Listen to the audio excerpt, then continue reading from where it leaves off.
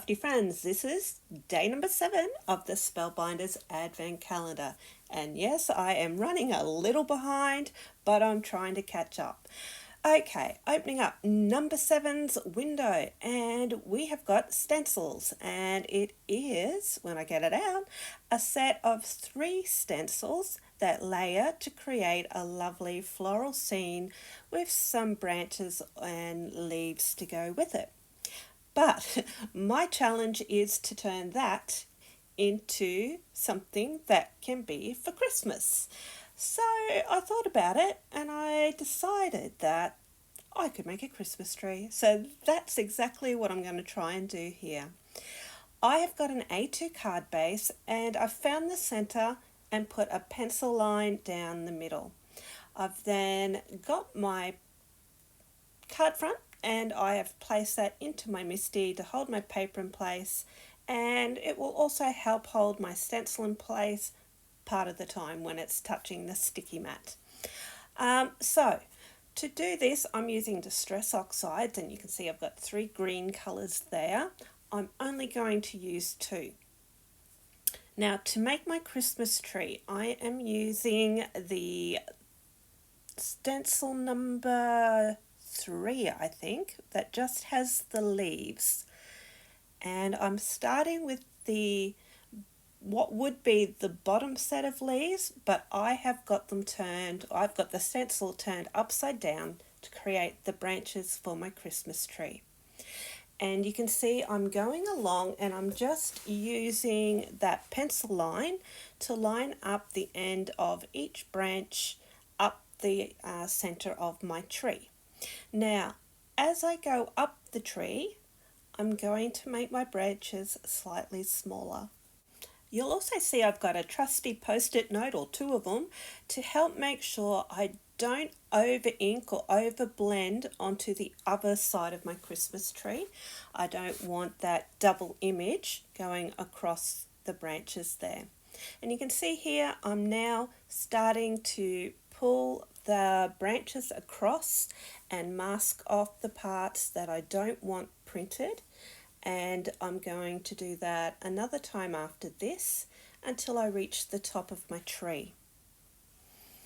One thing I would suggest is making sure that you actually mask off areas, or you're very careful in how you stencil your inks through.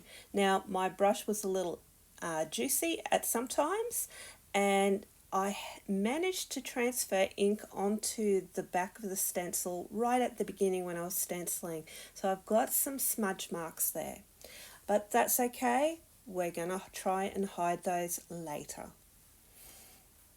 Now for the top of my tree, I'm going to take one of the single leaves and try and line that up in the center of my stencil. But remembered that I needed to rub out that pencil mark so that when I do stencil through, the pencil mark doesn't show up through my ink. Okay, and I'll do that and get that done. Now I will let you know, I come back later and I put a second leaf in. I just felt like that one on its own just wasn't quite right. Okay, so now I've got my next green. It's the lightest green and it's Mowed Lawn, and I'm using the same stencil again, and it's upside down, and I'm coming in to add some more branches in between those larger darker green ones. And as I go up the tree, I will also make sure that I will make those branches come in smaller as I reach for the top. And I'll do that on both sides of my tree and try and get them as even as I can.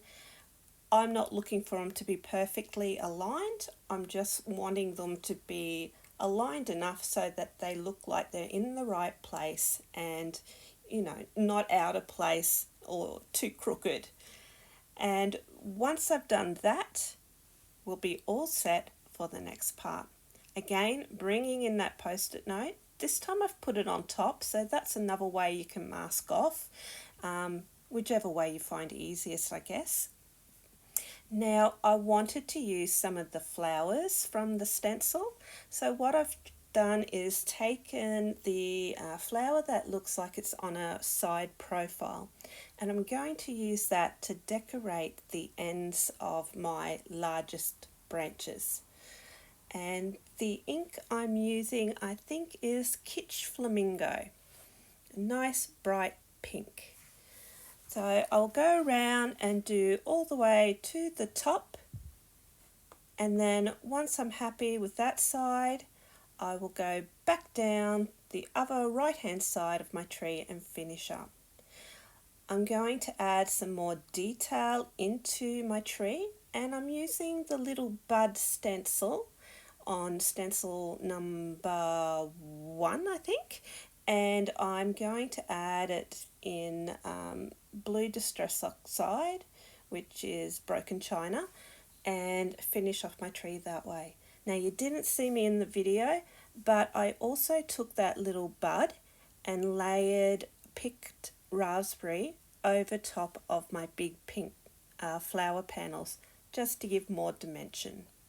I'm using a Love from Lizzie peel off to run down the centre of my tree, and that's going to hide my pencil mark and bring all the branches in together. Now I've got a nice matte gold matting layer that I'm putting on the front of my card, and onto that I'm going to put my stenciled panel. Popping that up on some foam tape, and I've cut it about 1/8 of an inch smaller all the way around. I've tried to be really consistent in the gold finish I'm using on my card. Now, the sentiment comes from this Christina Werner Concord and Ninth set, and I've chosen the Peace on Earth sentiment.